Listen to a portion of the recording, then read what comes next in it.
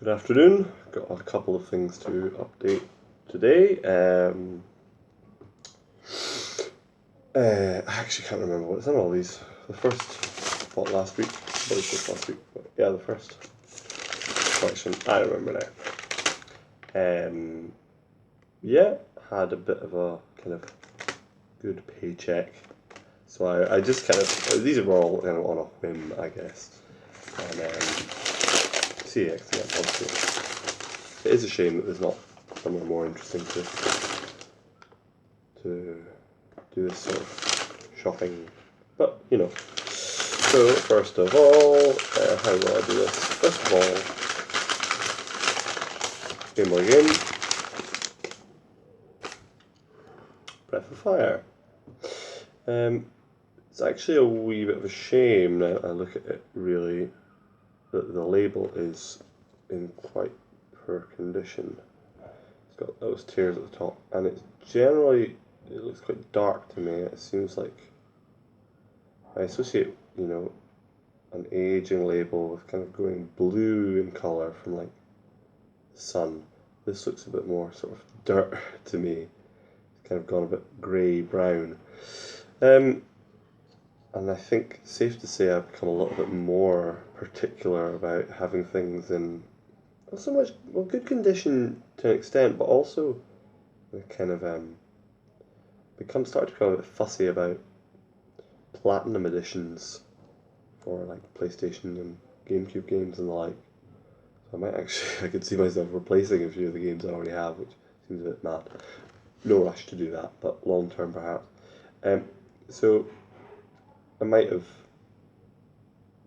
chosen not to get this if I'd spent a little bit longer thinking about it. But I haven't seen this come up since I've been looking, so it's kind of nice. It's not a rare game or anything like that, and it's a game. It's one of the few JRPGs outside of the Final Fantasy series that I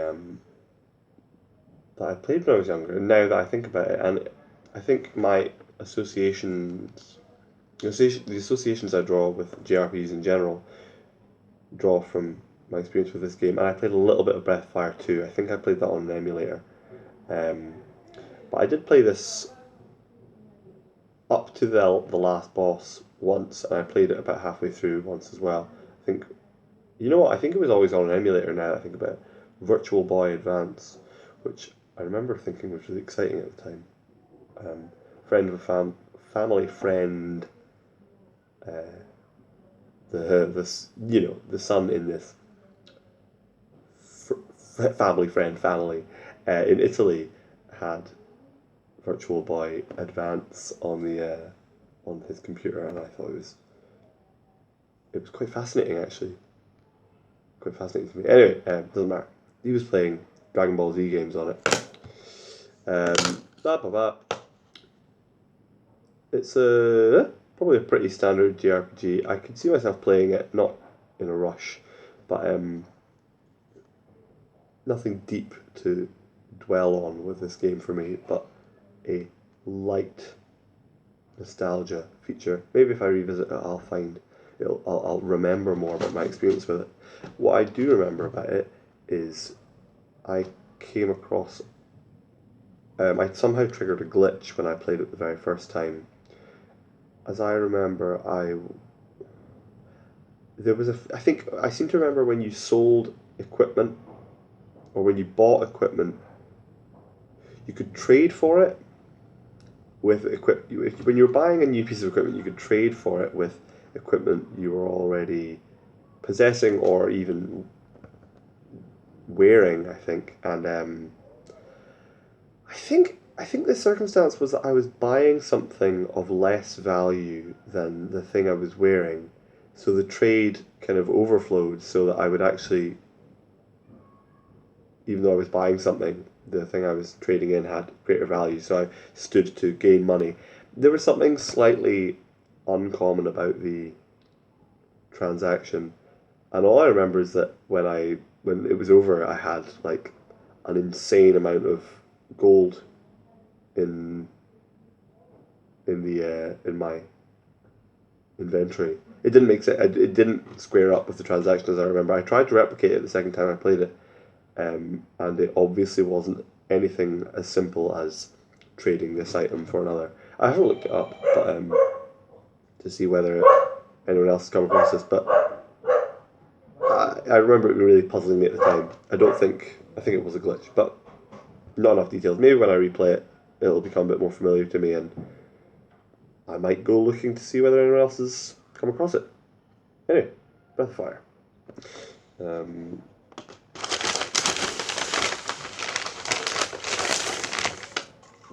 A Mega Drive game. First one I'm showing here. What's it called again? Shadow Dancer: The Secret of Shinobi. Now, when I saw this on the in the cabinet, I could only read Shadow Dancer. I could see the label, and I thought that Shadow Dancer was maybe the European title for Ninja Gaiden on the Mega Drive, because I know that it was released on the Game Boy as something, maybe Shadow Ninja or something a bit different. But I see Shadow Dancer: The Secret of Shinobi. I suppose, yeah, it's one of the Shinobi games, although Shinobi, I think, means something pretty generic in Japanese, so it's possible. I'm not even certain that these are a series of games, but I suspect it is. I remember Revenge of Shinobi on Mega Games 2 on the Sega Mega Drive. I played that a lot. Well, I mean, I played it quite a bit. I found it really hard. I never really got very far with it. I think I only ever got to the aircraft level, which I think is, strictly speaking, like the third main level. It's maybe like the sixth level in total if you count sub-levels. I don't know. Yeah, I didn't get very far with it. I found it quite challenging, but I'd be up for playing it again. And I find the Mega Drive catalogue very actiony and arcadey. And this certainly falls into that category, but I've got enough of an association with it, and it's not arcadey. A game like this is not. It's more kind of. It is more rooted in console gaming, you know, Castlevania-esque thing, you know. I would say Ghosts and Goblins, or is it Ghosts and Goblins? Ghouls and Ghosts, Ghosts and Goblins. I think, you know, that I mean, that to an extent does draw on the arcade element, only insofar as it's kind of punishingly hard and it's kind of trial and error. But you know, it is a kind of a console gaming genre of action, and I kind of like the idea of playing one of these punishingly hard action games to see whether I have any patience or aptitude with them. Yep, and it's unboxed significantly because the other game I bought. Not feeling very well. Mickey Mouse's Castle of Illusion. I had this game on the Game Gear, and it was good. I liked it. And this is the Mega Drive version. I'm looking at the back, and you know what? I think it might not even be the same game, but there was a game called Castle Illusion on the Game Gear. This looks like it's a completely different build. Graphics are great, actually. Like those kind of models for Mickey Mouse look quite interesting, quite like unique in a way, you know, kind of its own design in a way. Nice cover art and stuff. I mean, basically, the point is, I have been really resistant to buying boxed Mega Drive games because they're, again, the amount of space they take up compared to the cartridge is just, it's insane. It's like 6 times the amount of space. And I suppose, you know, I've been resistant to buy SNES and N64 games boxed for the same reason. But I suppose the reason that I've come across so many Mega Drive games in their boxes, and I've had to resist buying a few games that I've been interested in based on their being boxed, it's testament to the fact that these are sturdy, and they don't. One of the reasons I didn't want to buy SNES and N64 games in boxes is because they aren't even in good condition. They're not even nice to keep and to have. They're difficult to keep in good condition. The same does not go for these, but even so, at least the SNES games seem to have pretty nice designs on them. You know, like Super Metroid, Link's Awakening, Super Mario World. These have nice looking covers. Mega Drive games, not so much. There's something like very dated looking about them. It's certainly quite recognizable, quite characteristic. I won't say iconic exactly, but I mean I like this cover art.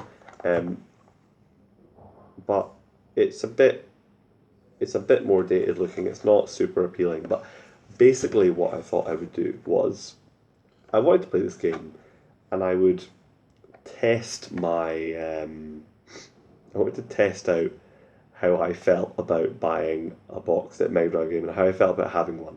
Kind of see what space it takes up, and so far I don't feel utter revulsion at the choice that I've made. I suppose I'm inevitably going down a road where I'm going to be this hobby is going to be taking up a lot of space, especially if I go down this route. I mean I'm not a completionist by any means in terms of the approach I think I'm going to have to collecting, but I might need to find a creative solution because there aren't enough, because the boxes keep, there are boxed Mega Drive games on the market, therefore there are fewer unboxed ones, and the only other option they would give me at the shop was, well, I can sell it to you for the same price and throw the box away, and that seems really wasteful and mad to me, so I wouldn't be doing that. So I suppose I've broken the seal and might be buying more boxed Mega Drive games in the future, and we'll see how much I come to regret that in the fullness of time. Anyway, this... Oh, it's... yeah. Ugh. See, well, it just makes me kind of cringe when I hear that sound. This has quite a faded... that blue faded label that I was talking about. That doesn't bother me now. It's a nice cover. The tree kind of reminds me of Pugsy, one of my favourite games, and certainly probably my favourite game on the Mega Drive. I'm looking forward to playing this. I don't know, based on the screenshots at the back, I don't know how closely it resembles the Game Gear game, but the Game Gear game was good, and I never completed it as a young person. But I will definitely play this, and I actually really look forward to playing it. Again, kind of, it's more of a console genre of an action game, and it's it's from an era when I think licensed games of this kind were not quite so, there was something less unappealing about them, because what really is there to distinguish a character like Mickey Mouse from a character like Sonic the Hedgehog at the end of the day? A Mickey Mouse game today would seem a bit more weird, I think. But then again, I mean, there are examples of it that are probably perfectly defensible as games. But, it doesn't matter. Anyway, there we go. One more thing. So this was a second on another day, and I'd seen this in the cabinet a couple times and had been tempted to go for it. And I was in with my friend who is not in this game, as it were. And he encouraged me to get this for much the same reasons as I was encouraging myself to get this.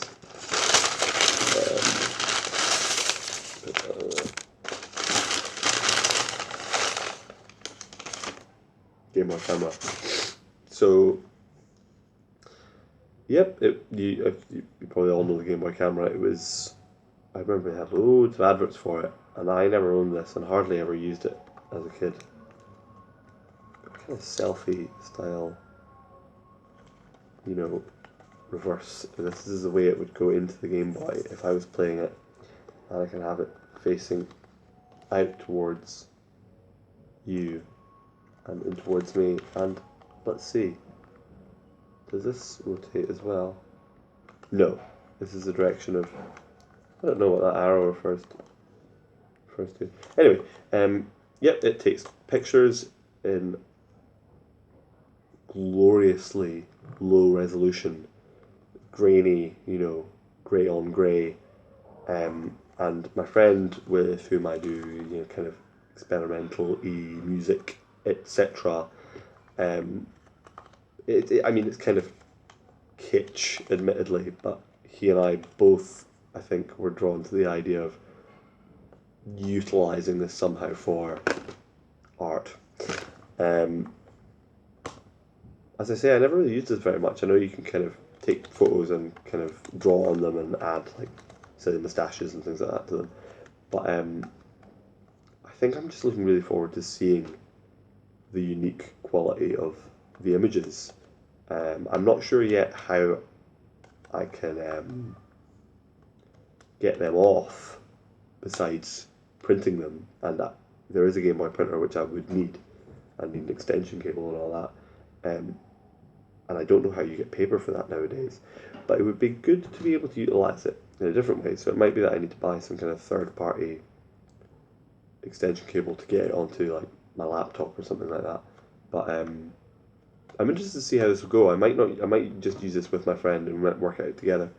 So I'm actually quite excited by that.